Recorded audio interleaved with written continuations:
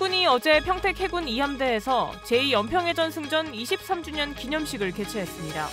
참석자들은 제2연평해전 전승비에서 헌화와 분향을 하며 대한민국의 바다를 사수하기 위해 헌신한 유경사의 숭고한 희생을 추모했습니다. LIG 넥스원이 총 210억 원을 투입해 우리 해군 함정에 탑재될 근접방어 무기체계 양산시설을 완공했습니다. 현재 CIWS 체계를 국산화하는 국가는 우리나라밖에 없고 함정뿐만 아니라 지상방어까지 기대되면서 벌써 관심을 보이는 나라들도 있습니다. 육군이 지난 27일 충북 괴산군 육군학생 군사학교에서 2025년 대한민국 육군장교 통합 임관식을 거행했습니다. 이날 임관한 신임장교 407명은 지난 4달 동안 전술학과 전투기술학, 군사학 등 교육훈련과 임관종합평가를 거쳐 빛나는 소위계급장을 달았습니다.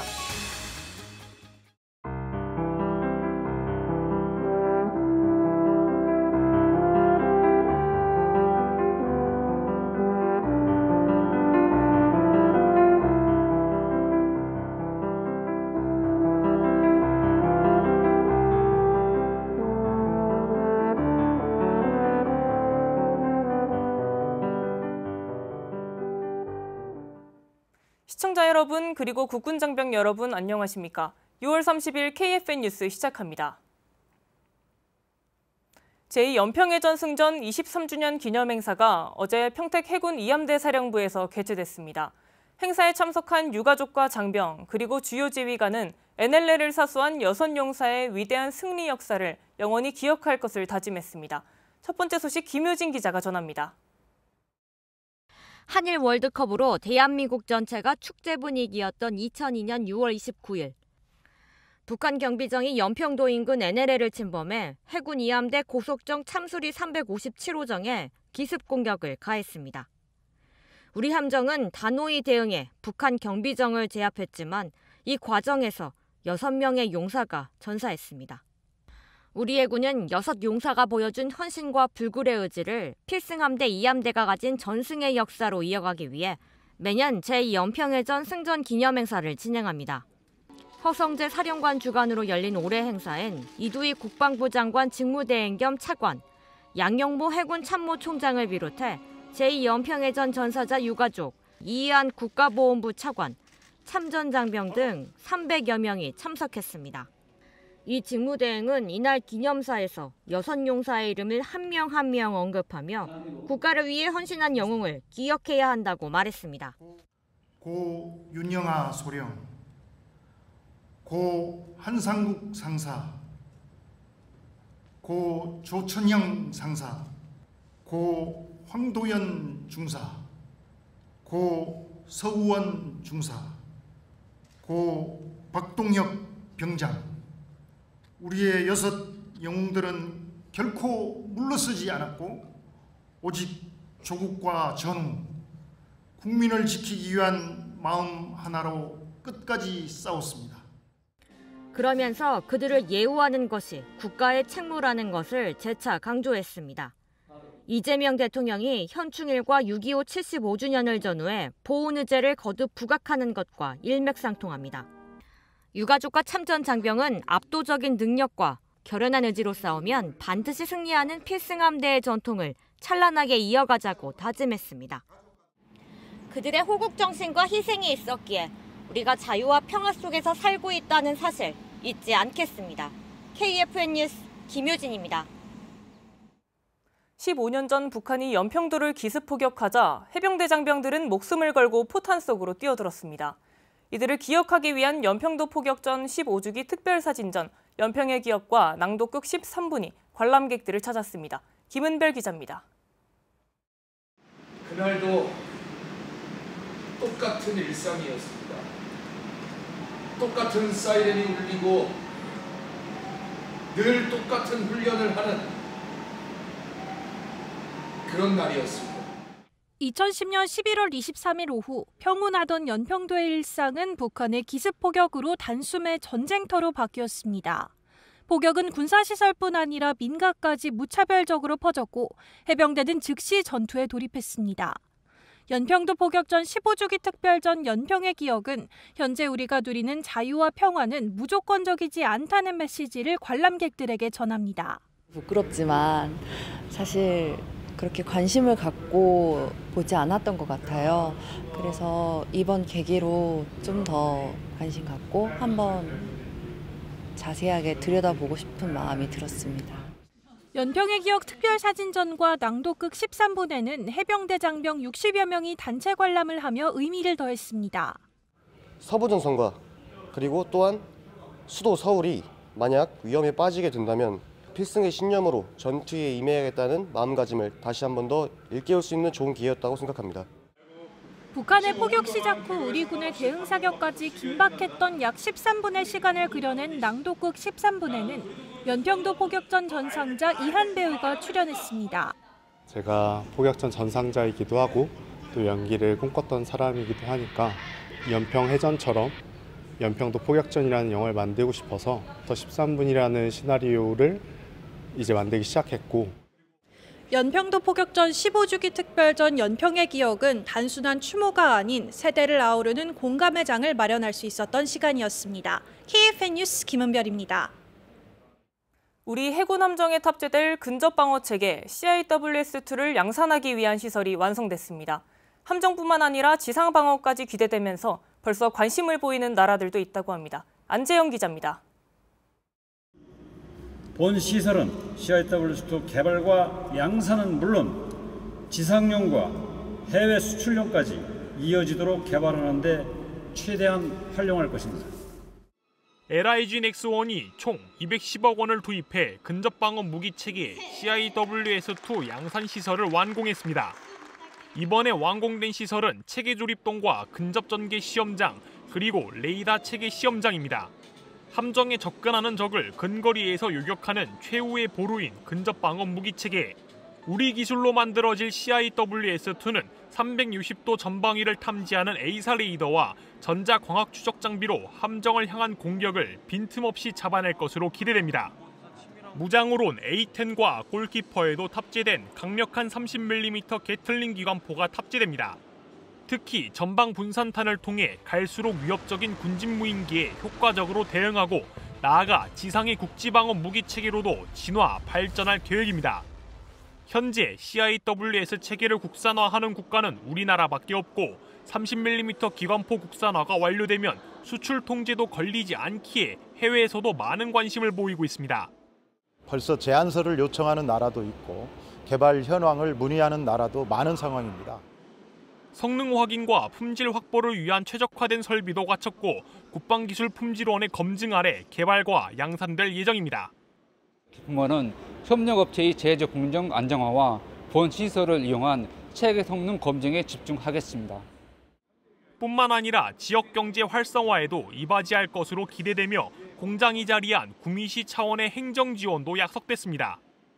이곳에서 체계적인 관리 속에 양산될 CIWS-2는 2027년까지 개발을 완료하고 나아가 국산화와 세계적인 도약을 준비할 계획입니다. KFN 뉴스 안지현입니다. 아랍에미리트 군사훈련협력단 아크부대 24진이 현지 특수전부대와 고강도 연합훈련을 진행했습니다. 실전성을 높인 시나리오를 바탕으로 연합 특수작전 수행 능력을 대폭 향상시켰습니다. 박인배 기자의 보도입니다. 장병들이 패스트로프로 목표 지점에 신속히 상륙합니다. 가상의 테러 조직을 향해 은밀히 기동하고 침투, 타격 작전을 펼칩니다. 아크부대 24진과 UAE 특수전 부대가 실시한 연합 특수작전 훈련. 양국군은 이번 훈련에 다양한 작전 상황을 반영했습니다. 장병들은 고공 침투와 근접 전투, 대테러 사격, 선박 검문 검색 등 고난도 훈련을 했습니다. 특히 야간 훈련에서는 UAE 수도 아부다비의 테러 활동을 감지한 상황을 가정했습니다. 블랙호크와 시누크, 대테러 차량, 고속 단정 등 실자산을 투입해 연합 대테러 작전을 수행했습니다. 양국군은 이번 훈련을 통해 서로의 작전을 분석하고 전술적 공감대를 형성하는 기회를 가졌습니다. 실전과 유사한 조건에서 양국 특수전 부대가 함께 전술을 교류하며 작전을 완수한 것은 소중한 경험이었습니다. 앞으로도 UA군과의 긴밀한 협조 속에서 실전적 작전 수행 능력을 배양해 나가겠습니다. 두 개의 국기 아래 하나의 작전. 아크부대 24진은 전문성과 상호 운용성에 기반한 연합 작전 수행 능력을 지속적으로 강화하겠다고 밝혔습니다. KFN 뉴스 박인배입니다. 대한민국 육군의 미래를 이끌어갈 신임 장교 407명이 탄생했습니다. 뜨거운 응원 속에 장교로서 첫 발을 떼며 조국수의 의지를 다졌습니다. 이태검 기자입니다.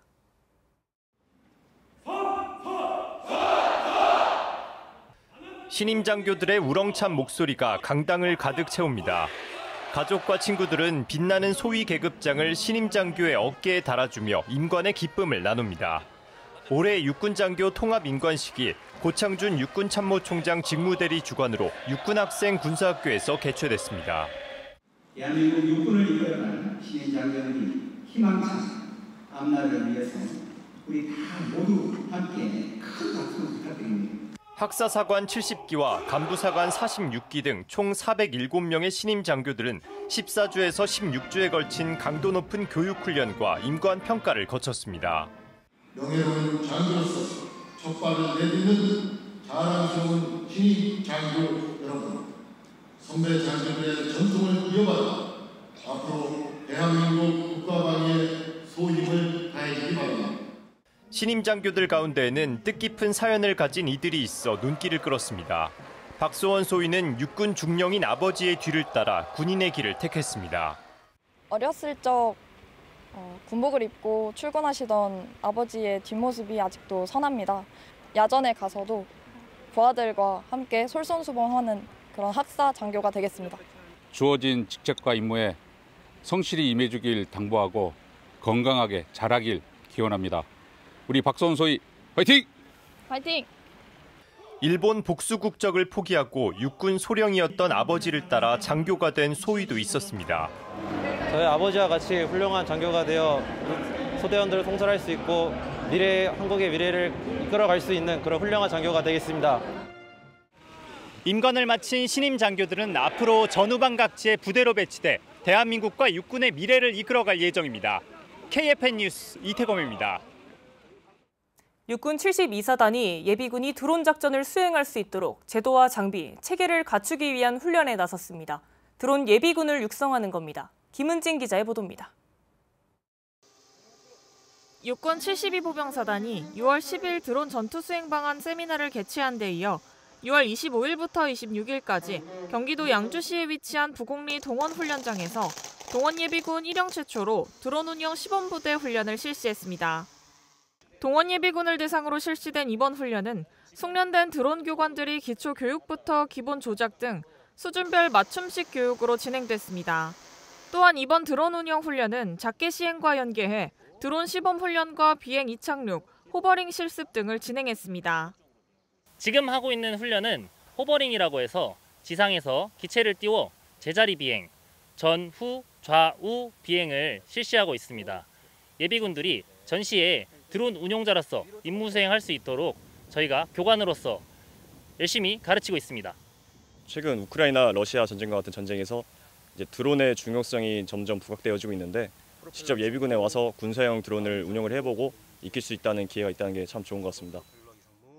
드론 운영은 첨단 기술을 예비군에 적용하는 첫걸음으로 향후 통신과 전자전, 감시 정찰 분야의 확대 적용 가능성으로 이어질 수 있기 때문에 부대는 전투형 예비군을 육성하고 정예화된 동원체계 구축을 목표로 점차 확대해 나가고 있습니다.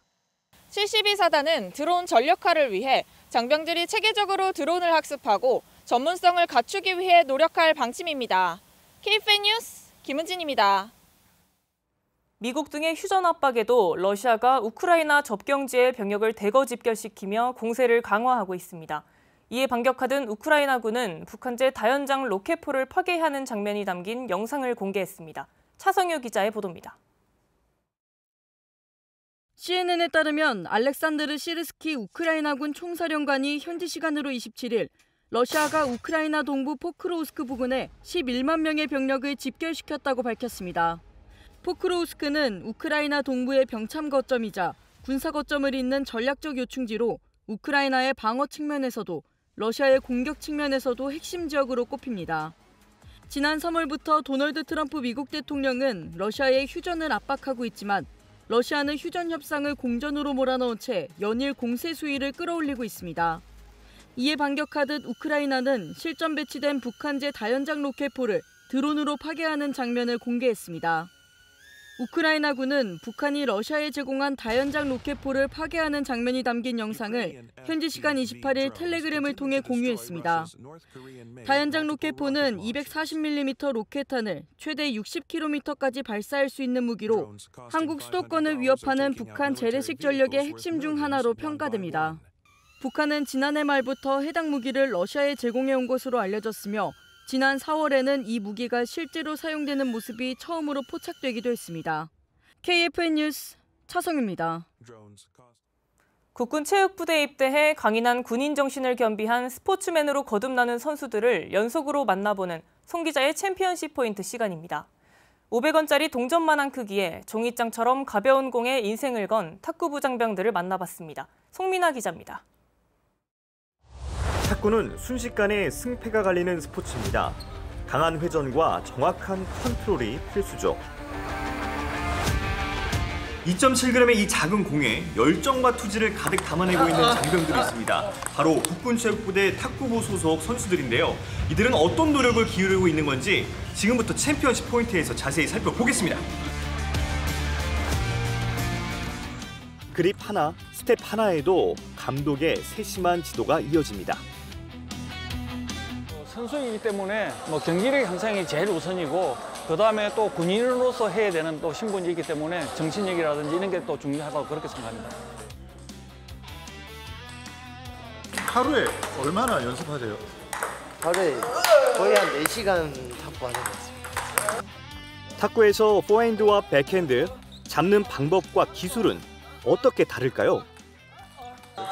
포핸드 그립할 때는 살짝 내려서 이렇게 잡고 백핸드 할 때 조금 올려서 예전에는 이제 패널들하고 해가지고 한쪽 면만 가지고 했는데 지금은 바뀌어가지고 흐름이 세이크 핸드라고 해가지고 양쪽을 다 공격을 합니다. 지금. 그래서 이점이 패널들은 백은 수비만 했는데 지금 세이크 핸드를 가지고는 리시브부터 공격이 되기 때문에 훨씬 더 유리하기 때문에 전 세계적으로 지금 이 스타일로 다 거의 100%가 바뀌어 있는 상태입니다. 이들의 훈련은 체력도 기술도 한계까지 끌어올립니다. 하체 운동, 스쿼트 이런 거나 이제 런닝 같은 걸 좀 많이 뛰고 이제 벤치나 턱걸이나 어깨 운동 등등 이렇게 하는 것 같습니다. 하체가 약하면 공을 칠 수가 없어요. 또 파워도 안 나고 그렇기 때문에 하체 운동이 탁구에서는 아주 중요하다고.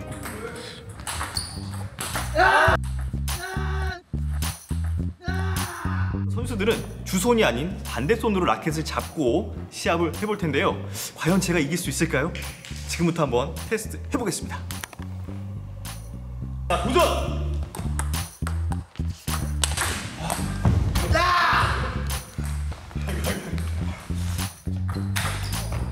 진짜 이거 어려운데 이거.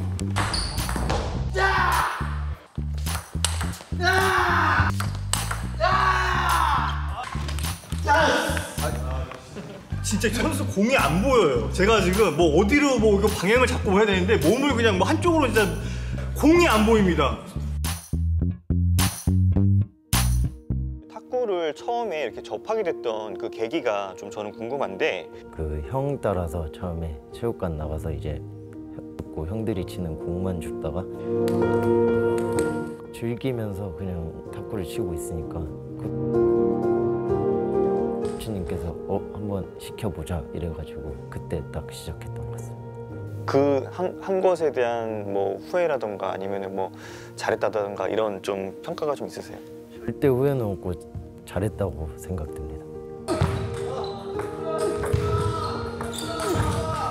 그럼 나에게 있어서 탁구란 어떤 존재인가요?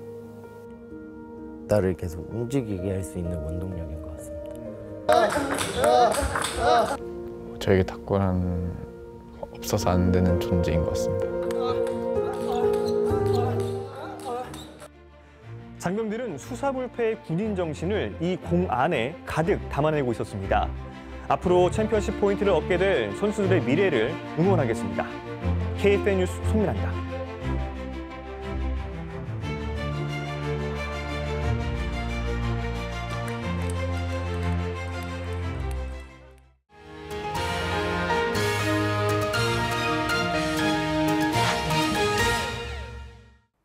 바닷속의 지뢰라고도 불리며 해상 전력을 위협하는 기뢰를 제거하기 위해 다양한 기뢰 제거 전력이 개발되고 있는데요.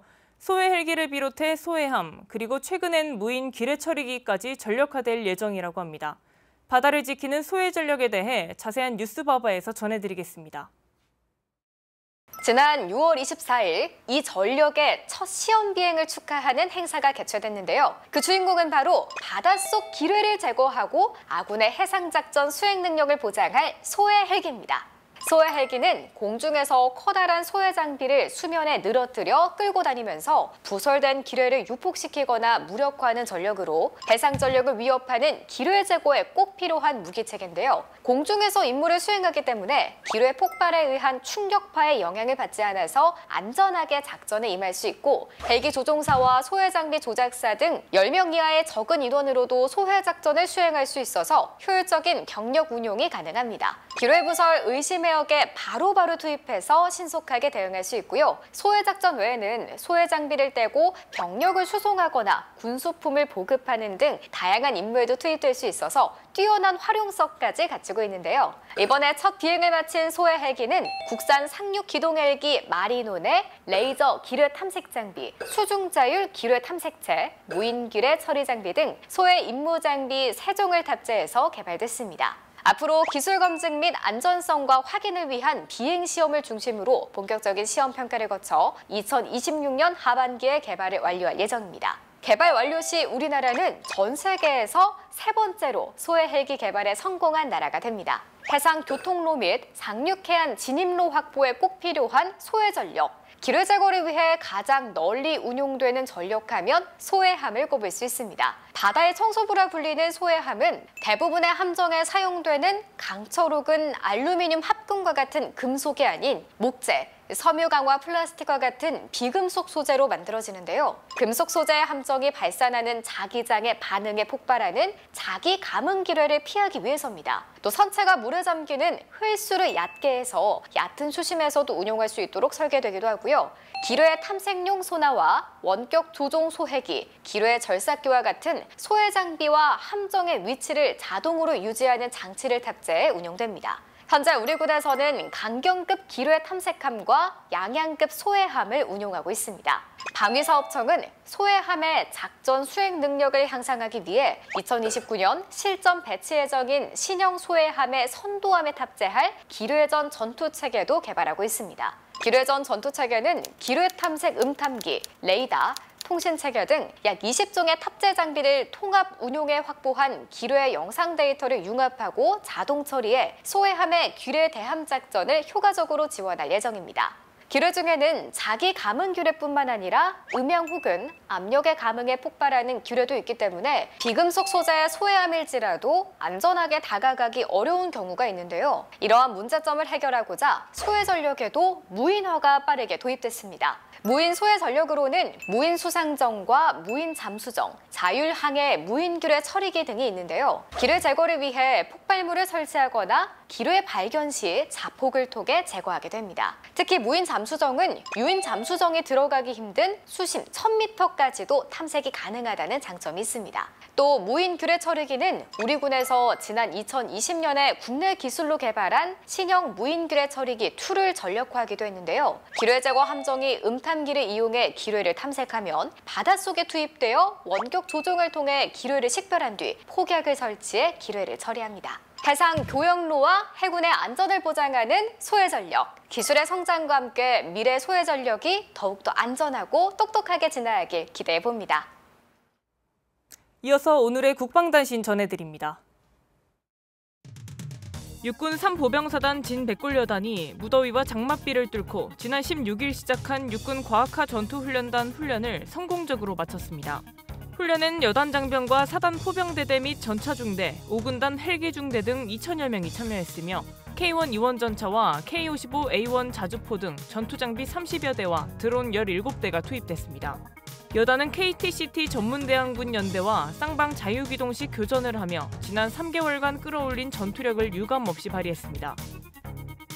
해군 교육사령부가 의무대대 주관으로 진해기지 사령부 화생방 지원대, 창원 소방본부와 함께 합동 화재 진화훈련을 진행했습니다.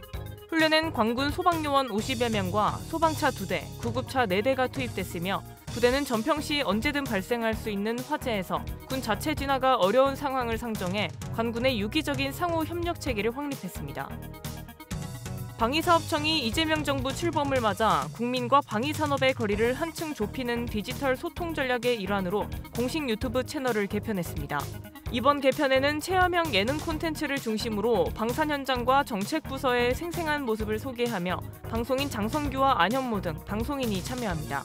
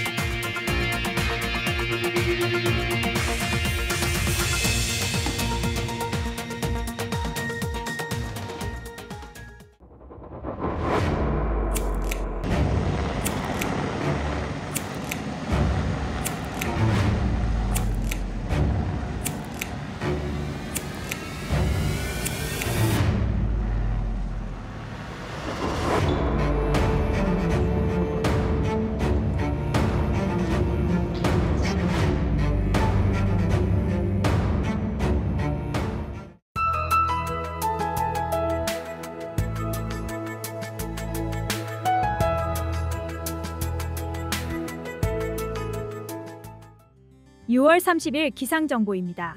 6월의 마지막 출근길입니다. 오늘도 찜통 같은 더위가 이어지겠는데요. 체감 온도는 초열대야 기준인 30도에 육박하고 있습니다.